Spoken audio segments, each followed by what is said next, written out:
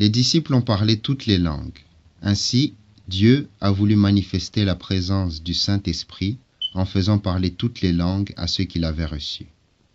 Il faut comprendre en effet, frères très chers, qu'il s'agit bien du Saint-Esprit par qui l'amour est répandu dans nos cœurs.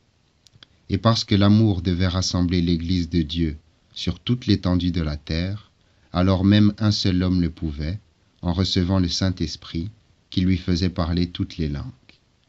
Et maintenant que l'Église est rassemblée par le Saint-Esprit, c'est son unité qui parle toutes les langues.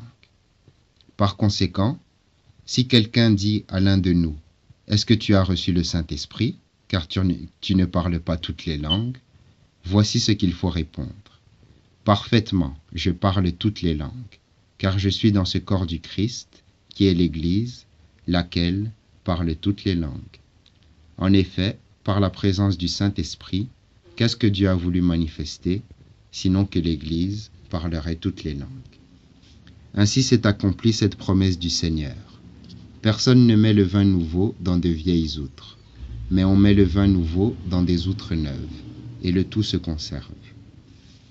On comprend donc que certains, en entendant les disciples parler toutes les langues, disaient « Ils sont pleins de vin doux ». En effet, ils étaient alors devenus des outres neuves, étant renouvelés par la grâce de la sainteté. Ainsi, remplis de vin nouveau, c'est-à-dire remplis du Saint-Esprit, ils bouillonneraient en parlant toutes les langues, et, par ces miracles éclatants, ils annonceraient que l'Église catholique devait se répandre dans les langues de toutes les nations. Célébrez donc ce jour comme étant les membres du corps du Christ dans son unité. Ce n'est pas en vain que vous le célébrez, si vous célébrez ce que vous êtes. Vous êtes en effet agrégés à cette Église que le Seigneur, en la remplissant du Saint-Esprit, reconnaît comme sienne du fait qu'elle s'étend au monde entier. Et elle-même est reconnue ainsi comme appartenant au Seigneur. De même, l'époux n'a pas perdu son épouse, personne n'a substitué à celle-ci une étrangère.